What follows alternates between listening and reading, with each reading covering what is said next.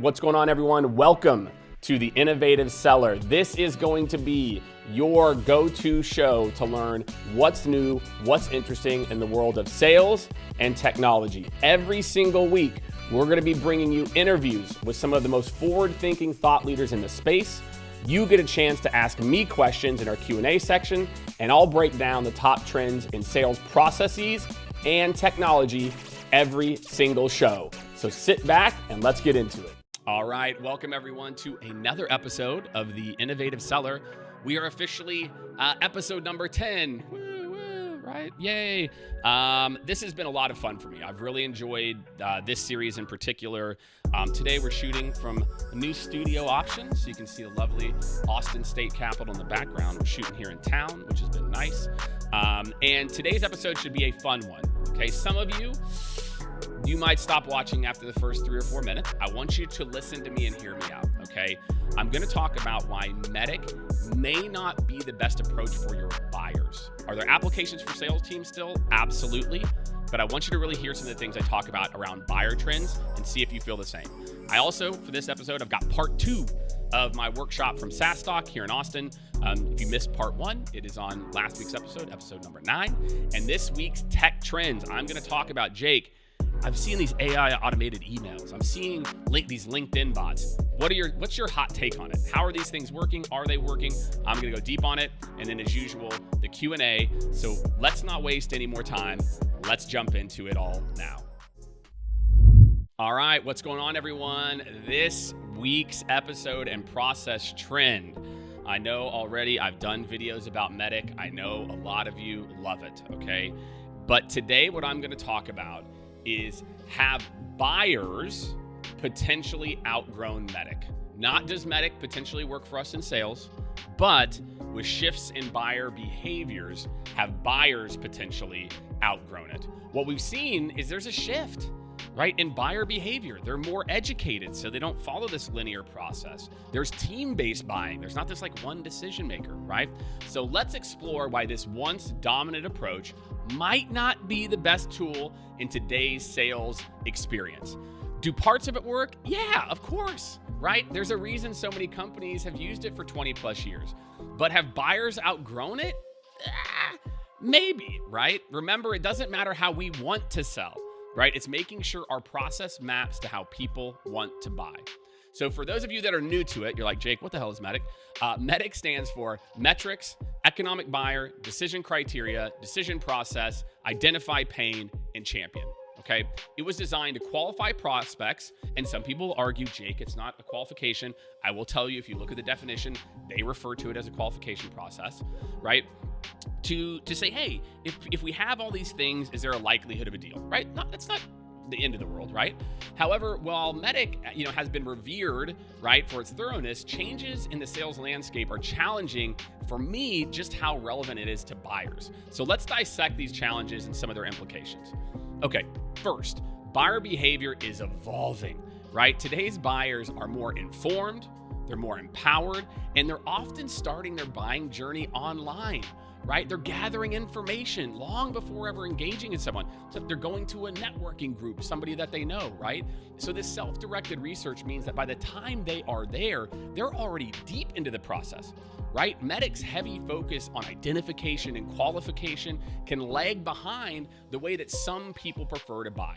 Okay, they're already there. Meet me where I'm at. Don't make me go through the whole thing just so you can check a bunch of boxes, okay? Another pivotal shift is the move towards team-based buying decisions.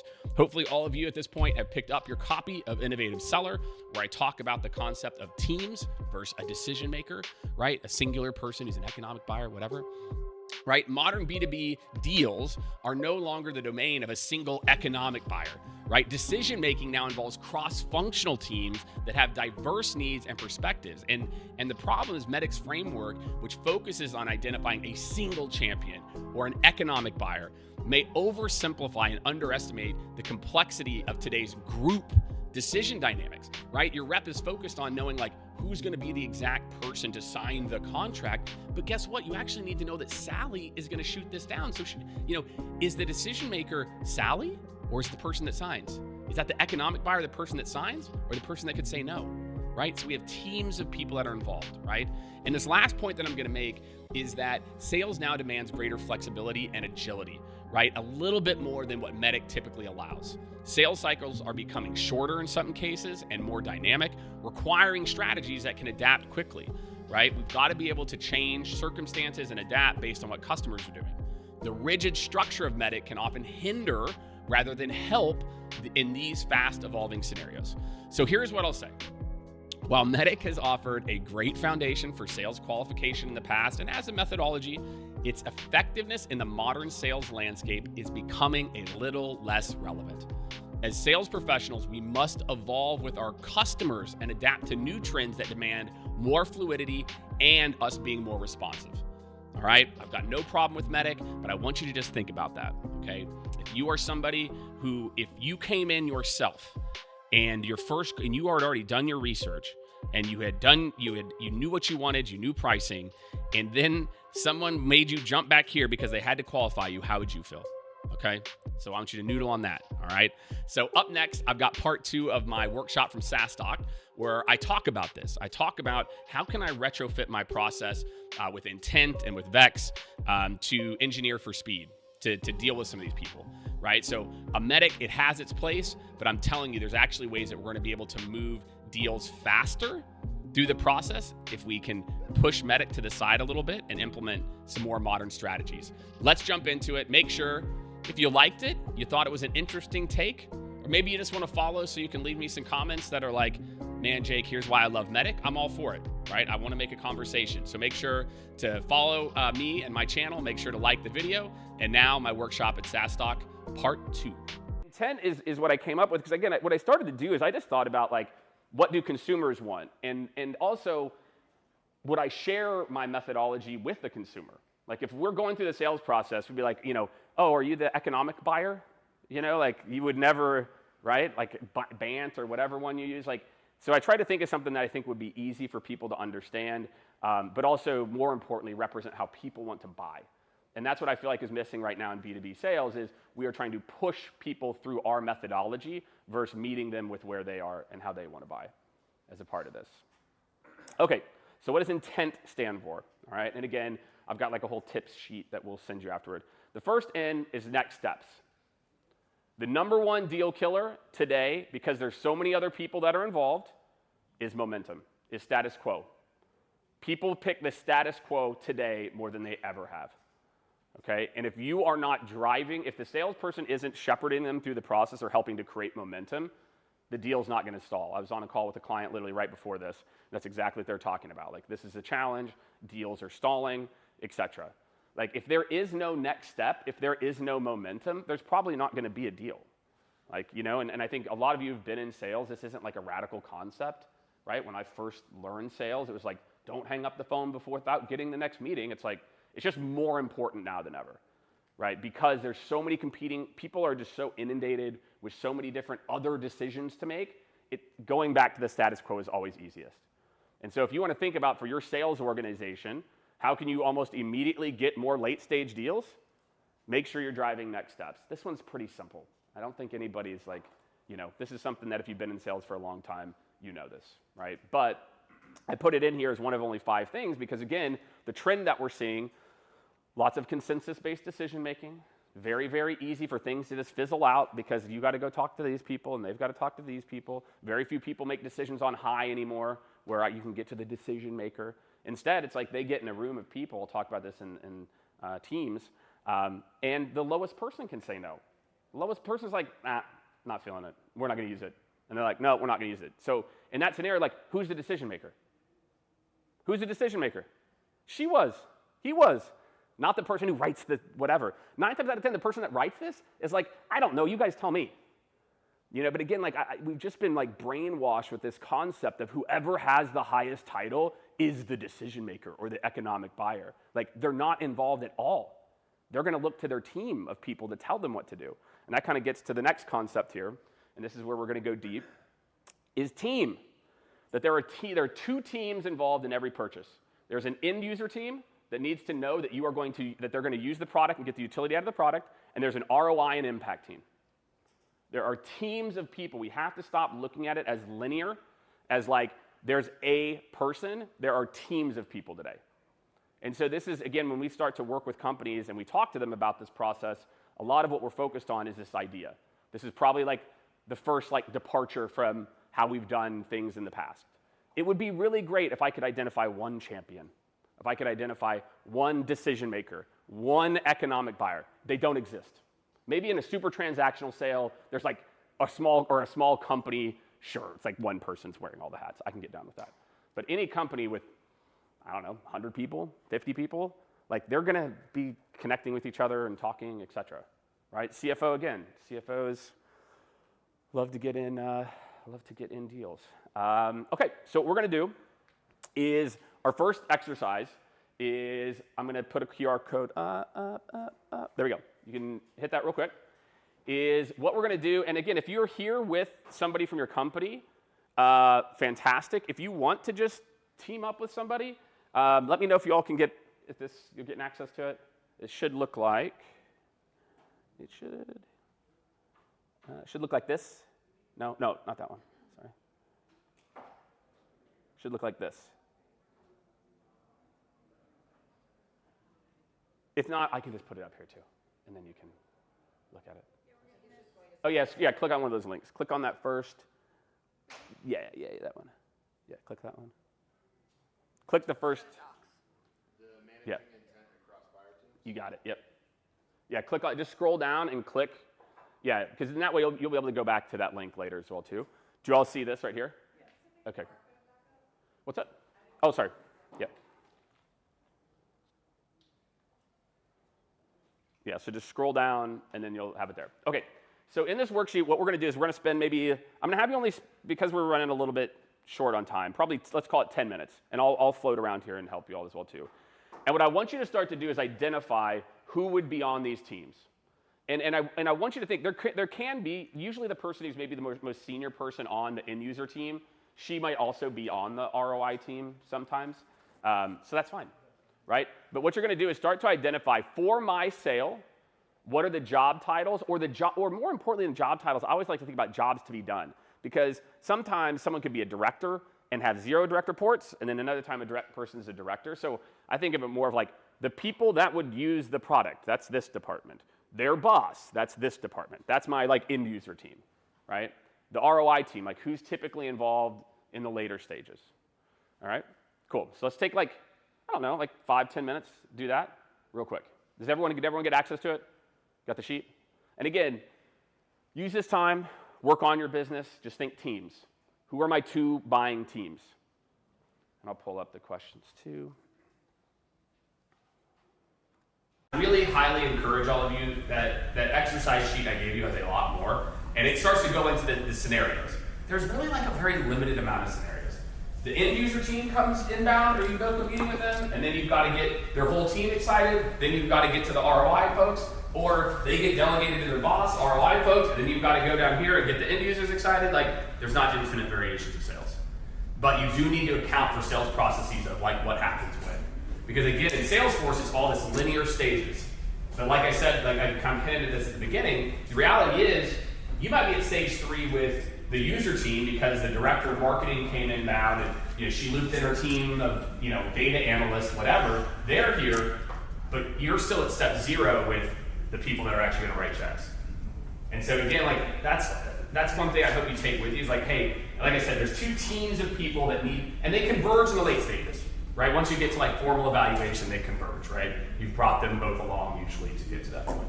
But just think, like with each deal, do I have this group brought along, and do I have this group brought along? So that's the concept of teams. Okay, education. Okay, so this is where, again, I wish it could just be a conveyor belt. I wish it was easier. We're going to talk about a little bit of variation. You all have that QR code now, so hopefully it won't be as difficult this time around. I'm ready to do another exercise next time. Education. Why this is so important is you need to know the level of education that someone is having their conversations with you.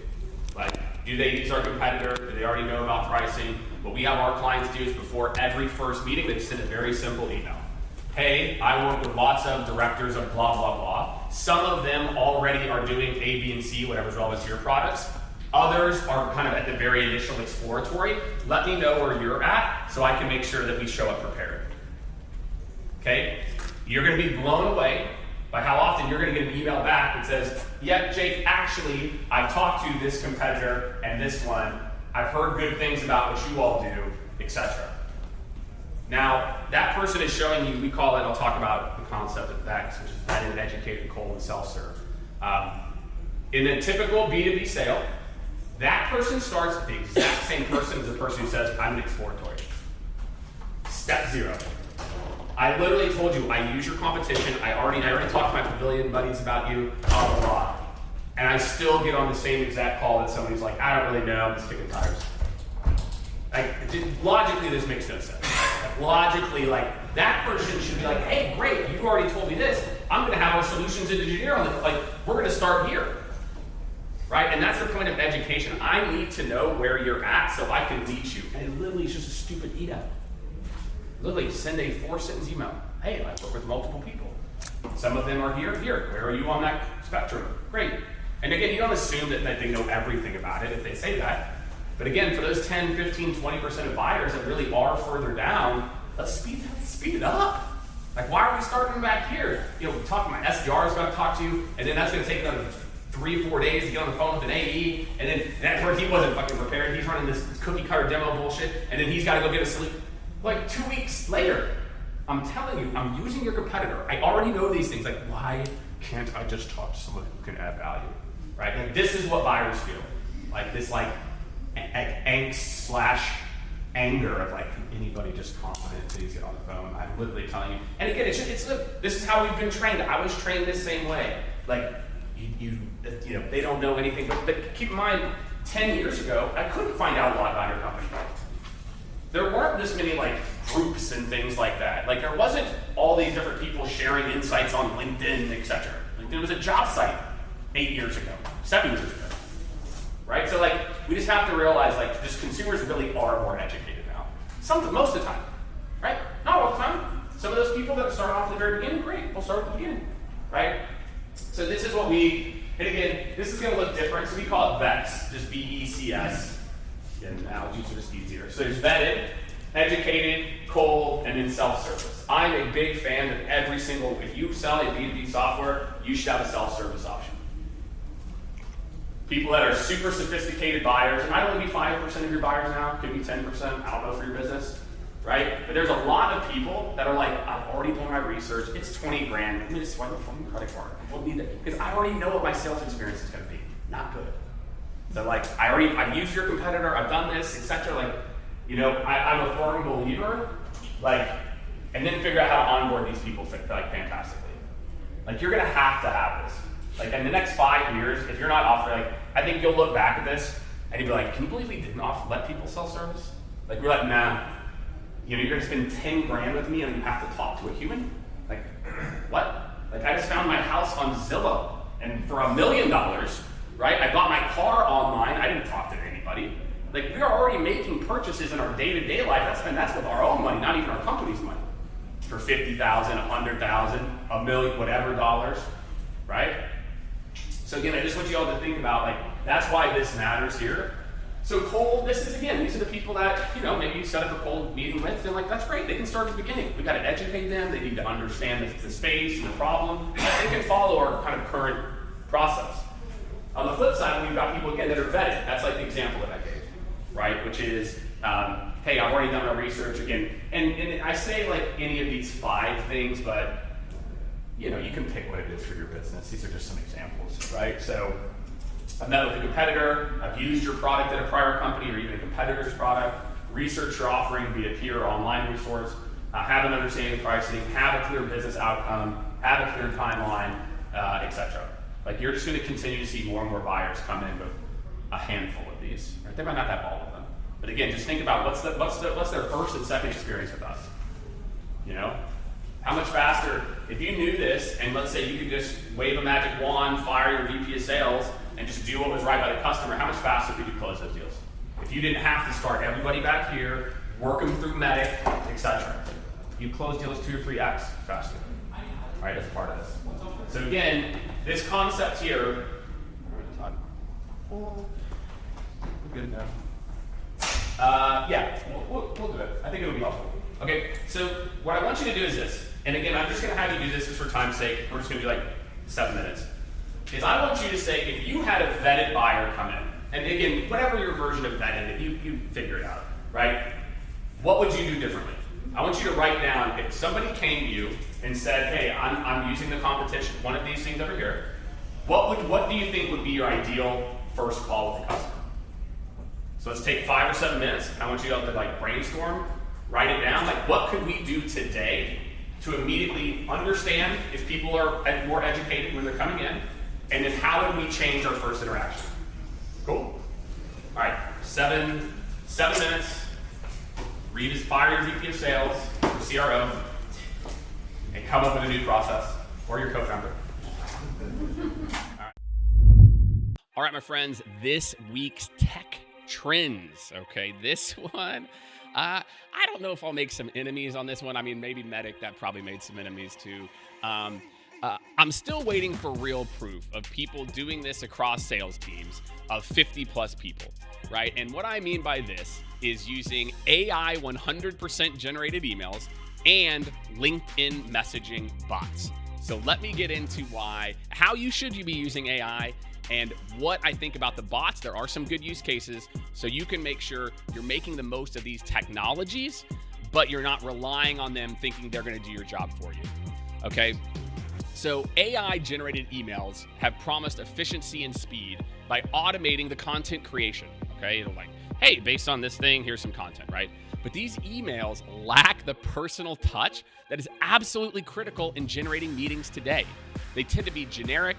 They miss the nuance that makes communication engaging, right? Customers today are savvy, right? They can quickly see an automated email, right? Especially if you're like, hey, Jake, I see you're the CEO of Scaled Consulting and we have synergies, right? If it comes off as insincere or spammy, we see it, right? Studies have shown, study after study after study, that a little bit of personalization goes a long way in improving results, right? If we can just take into account behaviors, preferences, those emails that show like, wow, this person gets my job, significantly outperform their generic counterparts in both open rates and conversion rates. I've seen these tools that are focused on matching someone's like communication style, like Jake is a direct speaker, right? Or whatever it is. Yes, guess what? Most executives want tight, succinct communication, right? That's not rocket science. But let me tell you this, what execs like me really care about though, is do you get my business? Do you know what a VP of operations at a fast growing tech company is going through?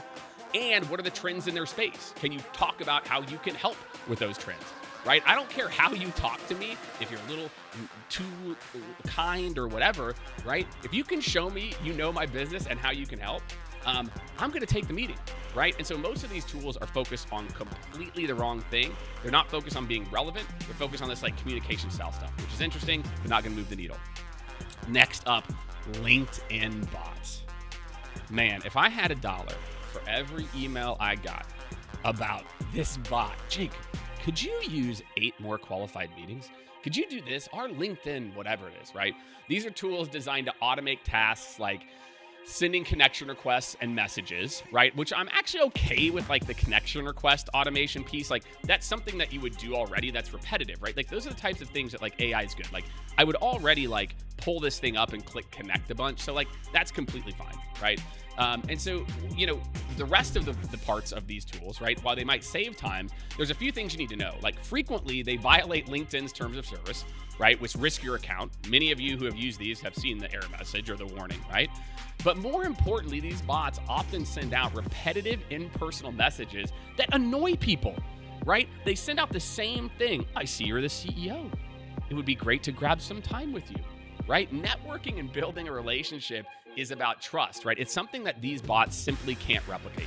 Industry experts agree, right, that personalized interaction, especially on professional platforms like LinkedIn, right, it is the key to generating meetings at scale, right? So when businesses use these tools to strip away the personal element, they completely lose the opportunity to genuinely connect with their audience, right? This can lead to lower engagement rates. I don't even know what the going rate is right now for InMails, right? But at the end of the day, we're just not seeing these tools work at scale, right? Effective communication should feel direct and personal. I'm okay. Like, you can use similar messaging for similar job titles in similar industries. Like, hey, I know challenges in your industry. That's fine. But most of these bots and these automated emails aren't doing it, right? We're in such a hurry to do more that we forget that results are all that matters. Who cares if I can do 1,000 activities if the results suck, where if I did 50 targeted touch points in the same time, I got better results? Okay, so what's the alternative, right? I'm not just gonna give you a bunch of problems, right? Is I want you to embrace these technologies, right, that can enhance personal interaction without replacing it. Use AI to gather insights and automate routine tasks, but keep the crucial points, that kind of last mile.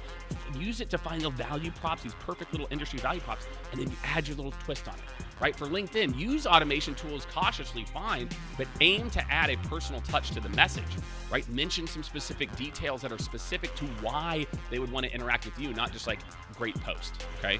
While AI-generated emails and LinkedIn bots offer some advantages, okay, I'm telling you, they fall short in delivering at scale the personal touch that is necessary for effective engagement. All right, if you want to know, and the latest data is like over 80% of sales teams are missing outbound targets, look no further than these types of strategies, okay? The more mindset is dead, unless you're focused, I guess, maybe on like more quality, okay? So as we navigate these tech trends, let's not forget the power of personal connection in building relationships. All right, my friends, that for me is one of my biggest tech trends that I hope a lot of you internalize and think about. Okay, I like what some of this tool can do, but how do I add that last mile to?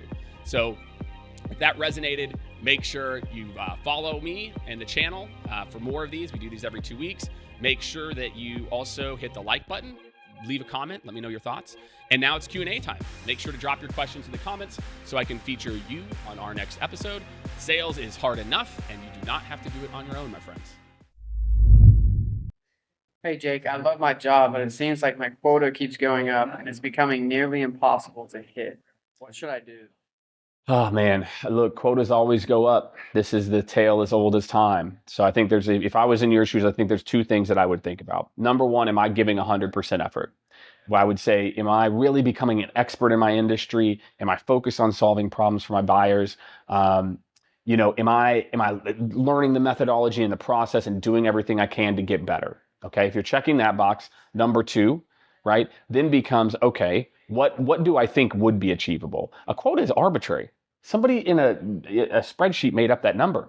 The quota is literally arbitrary. They don't know what your maximum effort is. They don't know what's possible. So then once you know that you're giving 100%, what do you think your maximum effort could be? And if it's still short, you're like, look, it is impossible unless these three, then you got to go find a new job.